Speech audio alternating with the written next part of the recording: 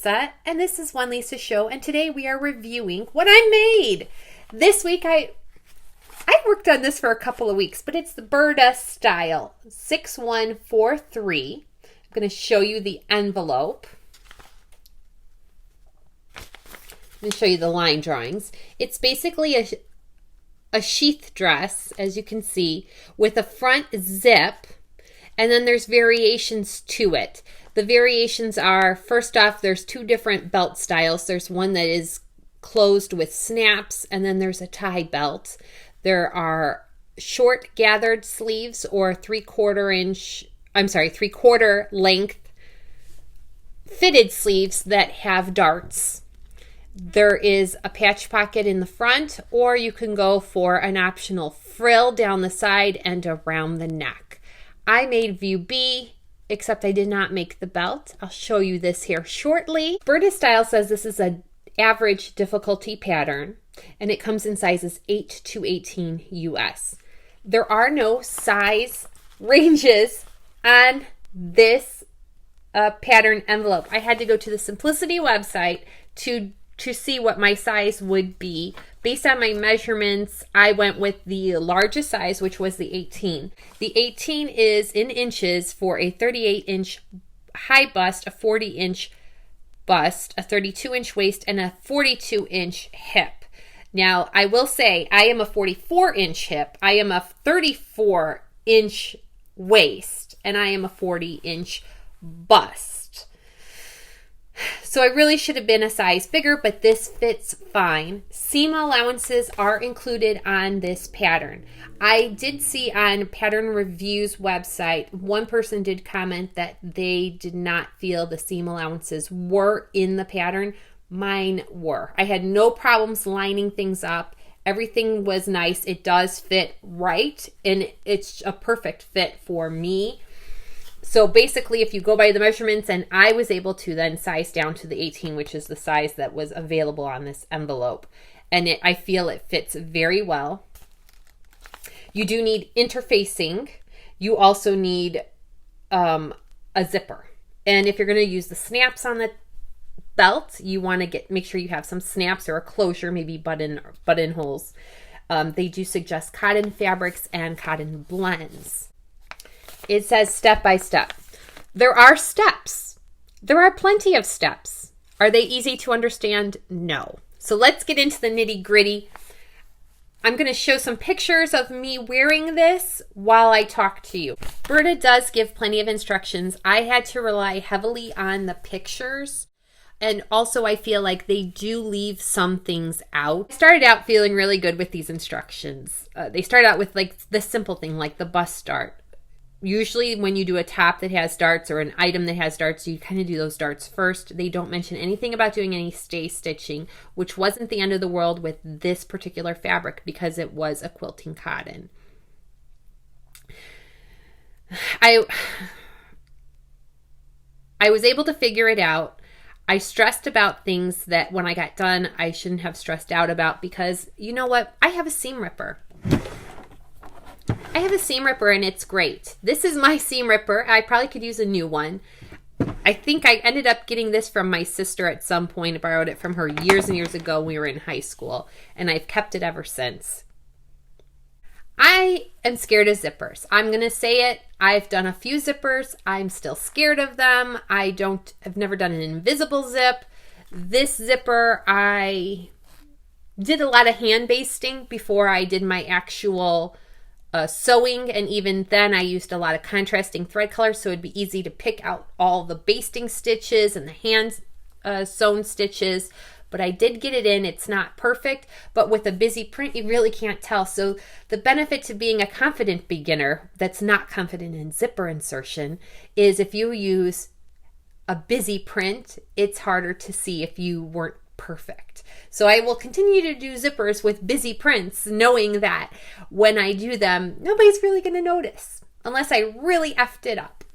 The frill, the instructions on the frill did not really say how to finish the ends. I will tell you what I did is I folded them. No, I overlocked the raw ends.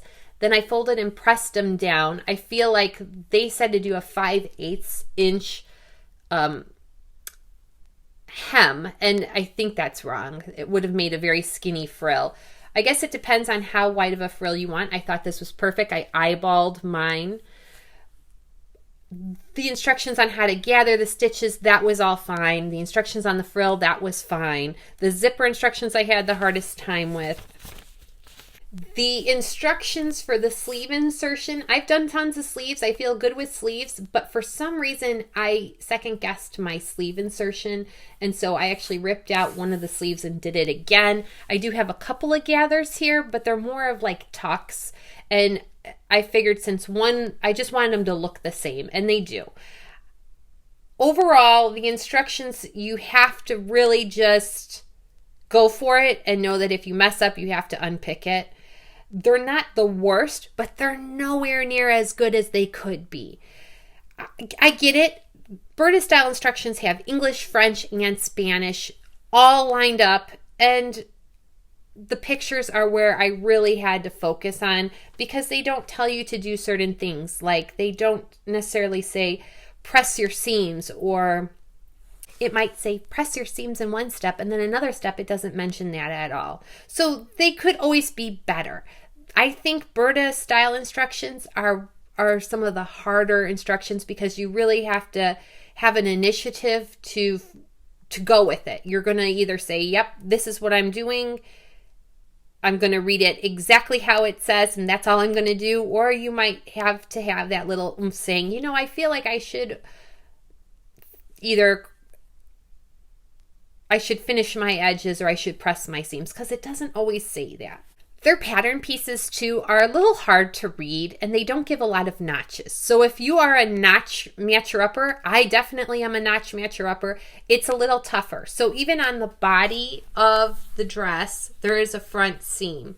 I went and made like the waistline, I turned that into a notch. I added extra notches where I knew it was going to be congruent with the rest of the pieces because I need that reassurance that I have them lined up.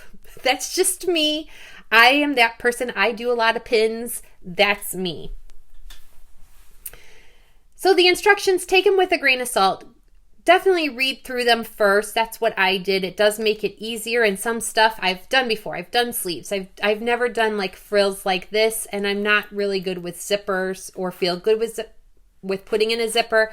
I watched a YouTube video from Threads Sewing on zipper insertion. Even though I've already seen tons of videos on how to put in a zipper, I've done a handful of zippers, I still get nervous. That's me psyching myself out. Now the fit overall,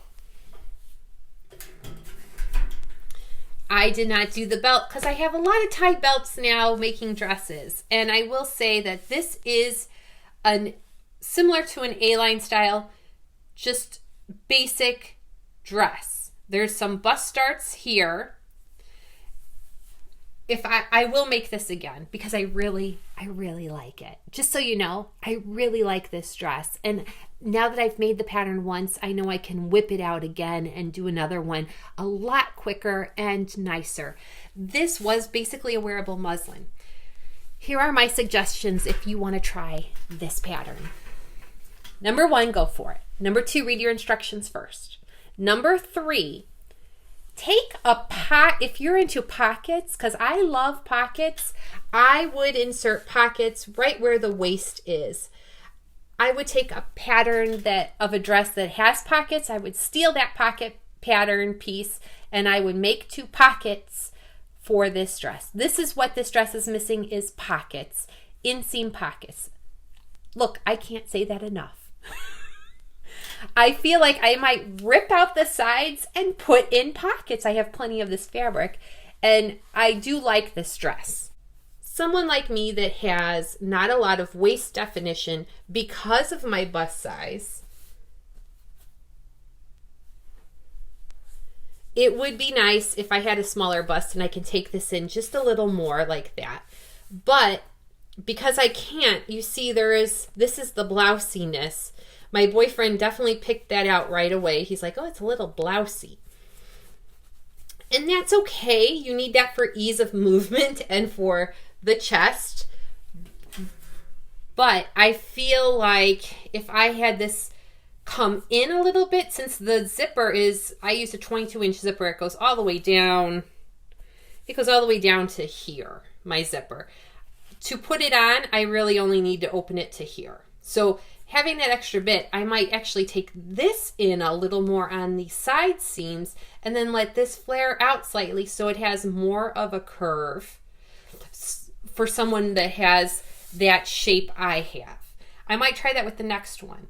So pockets, definitely, I would let this come in a little bit, maybe grade it in slightly, and then flare it back out.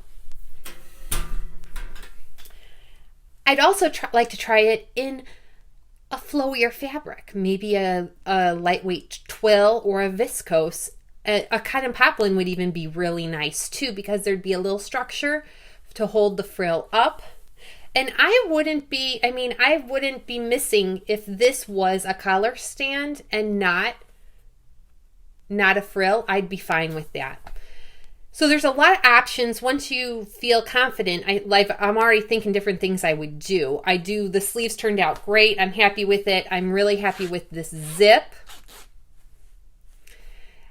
There's things I love about this dress, and I will make another one. I definitely say if you feel confident, if that pattern had reached out to you and you felt like it interests you, it piqued your interest, try it. Do a muslin first. I wish the pattern sizing was greater. I think that pattern sizing basically goes from a bust of 29.5 inches to 40 inches with a waist of 22 inches to 32 inches. It just seems like that's not enough in my opinion. I wish it was more size inclusive. They very well may have another bracket of sizing and I didn't see it. I didn't see it online and I didn't see it at my Joann's where I purchased this pattern from. But I will say I did cut my pattern pieces. I usually trace things out, but this one I cut it. I cut it because it was on sale for $2.99 and I cut it because I knew I was going to have to do the largest size. So I just went for it. I don't usually cut patterns. This one I did because I don't see myself making 20 of these either. I feel like this is a simple pattern.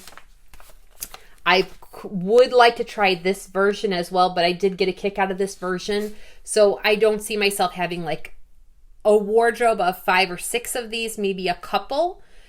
And then each one of them being slightly different. Like maybe next time I'll do the longer sleeve. I'm definitely going to insert pockets. I'm going to try making this taking just a little out here so it's a little more form-fitting until it hits the waist.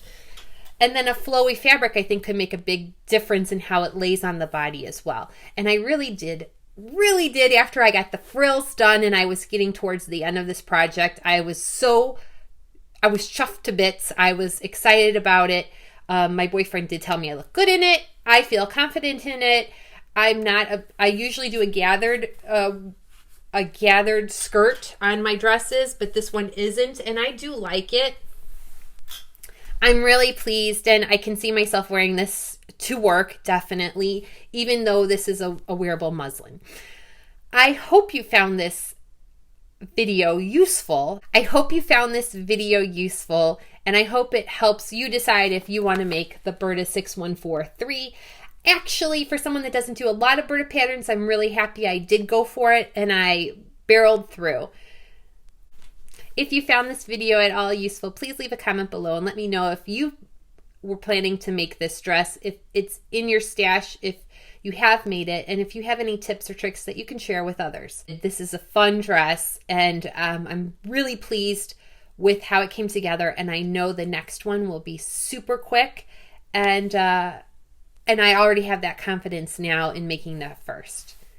Have a great day, and thank you so much for watching. I do appreciate it.